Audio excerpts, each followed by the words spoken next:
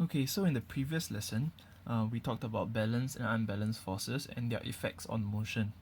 So for example, just a quick recap, if I had a box that was being pulled 3 newtons to the right and 3 newtons to the left, right? So I represent it in this diagram.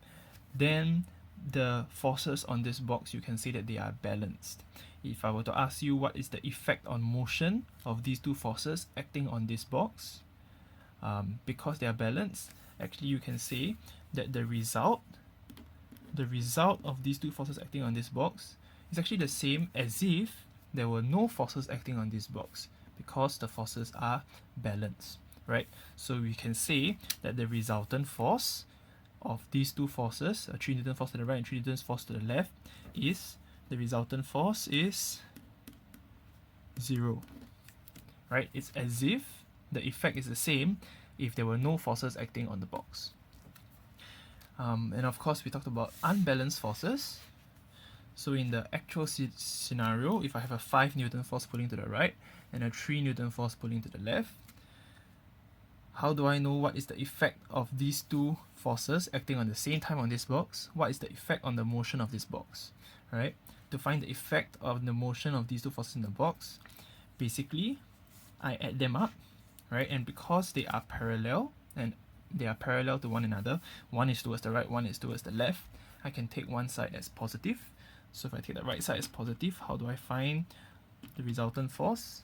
I can take 5 newtons, taking the right as positive, minus 3 newtons because it's acting towards the other direction, and I'll get 2 newtons towards the right, right?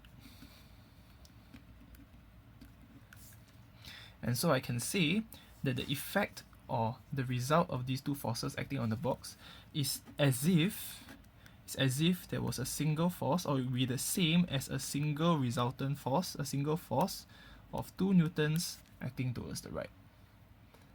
Right? So the effect on motion of this is the same as this. So we say the resultant force of these two forces added together is 2 newtons to the right. Okay. And then of course we ended the previous lesson by asking, so now that we know how to deal with parallel forces and the effect on motion of parallel forces on an object, what if the forces are not parallel? Right? How do we determine the effect of these forces on an object? Right? To do this, we need to understand what is a scale diagram.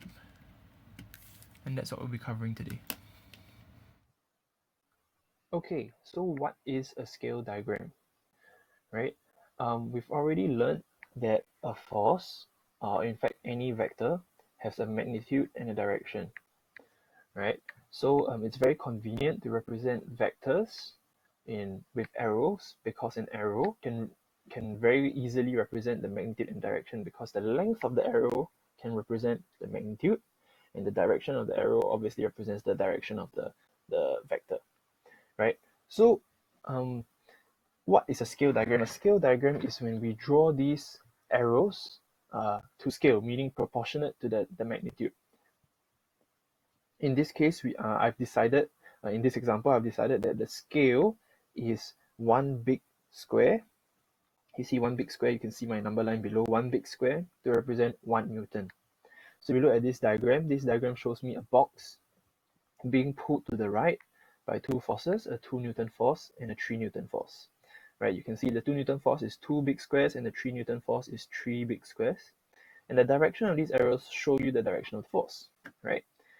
So we've already learned that we can add these two forces because they're parallel and acting in the same direction.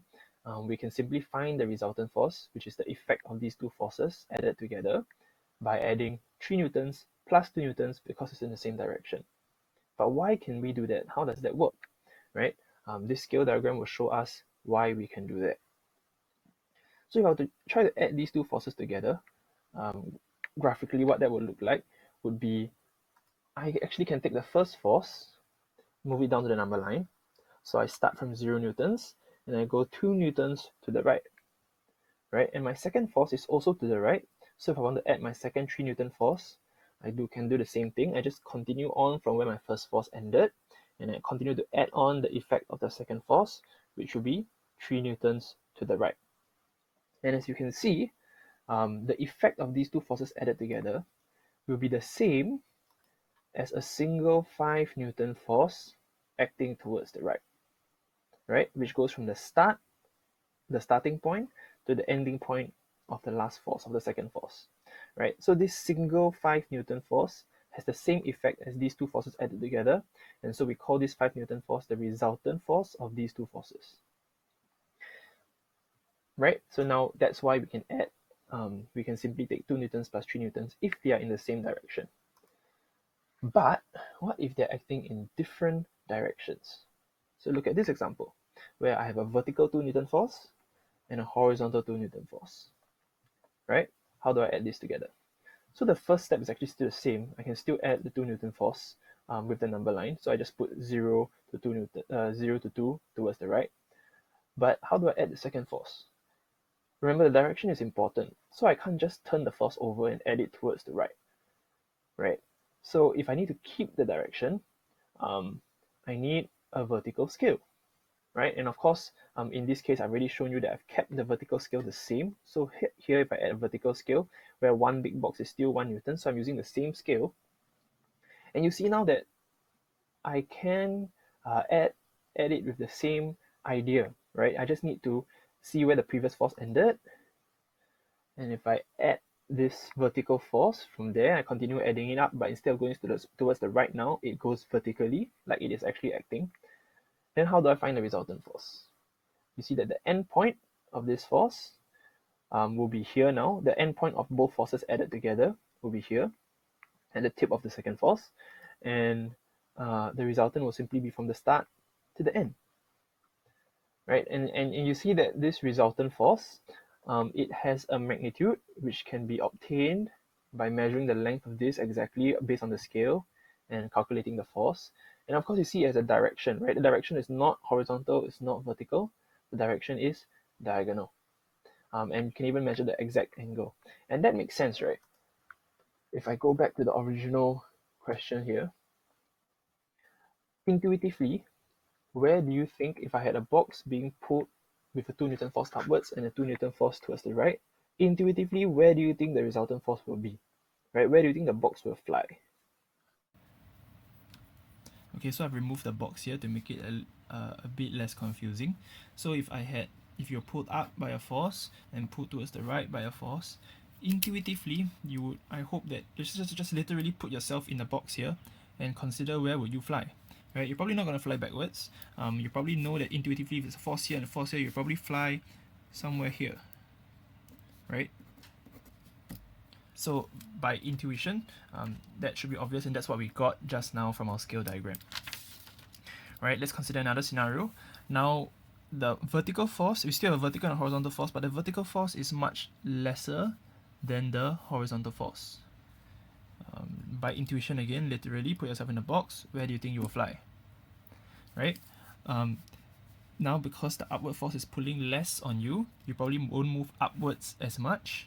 So you'll probably move less upwards than this example over here. So you're probably a bit flatter. And you'll probably move more towards the right? Because there's a much stronger force pulling you towards the right. So intuitively, you kind of know that the resultant force or the effect of these two forces is going to make you fly somewhere here, right? Comparing this to this. What if now they're not even at 90 degrees to one another? Right, intuitively, say you have this example here. Again, you know you're not going to fly backward. You know you're not even going to fly upwards, right? You're going to fly in between these two forces because the forces are pulling you in this direction. You probably fly straight across here, right in the middle of both of them, right? And in this last example, the angle is bigger than 90 degrees. Where are you going to fly, right? So if one force is pulling you here, one force is pulling you here, again, it's probably going to be somewhere in between. This force looks a bit stronger, so maybe a bit flatter, a bit closer to this. So intuitively, imagine being pulled in these two directions. You'll probably end up flying somewhere here, right? So, is there a way of determining all of these accurately? Yes, through the scale diagram that I showed you just now. There are a couple of different methods that we can construct scale diagrams accurately to find the resultant force. But one easy way, as you can see, is if you simply construct a parallelogram based on the forces provided. You will find that the resultant force will always go from the starting point of the two forces to the opposite side of the parallelogram constructed, right? And the concept behind this is because you can always just, it's always, the idea is adding the two forces together that we learned just now. So you shift this force over here, you see that, you get the same endpoint as constructing a parallelogram. If you shift this force over here, you see that it's the same as constructing a parallelogram. Similarly, if you have to shift this force over here, which can be quite tricky to do, an easy way is just to construct a parallelogram, and you see that it's the same as if you had shifted this force over here. The endpoint would be the same as going from the start to the opposite end of the parallelogram. And of course, same for this. Right? Can you imagine shifting this over here? So you're adding these two forces, and the resultant, to obtain the resultant, would simply be, if you had just constructed a parallelogram, it would be the opposite end of the parallelogram. Okay, so we're going to learn how to do this method accurately to determine the resultant force when two non-parallel forces are added together.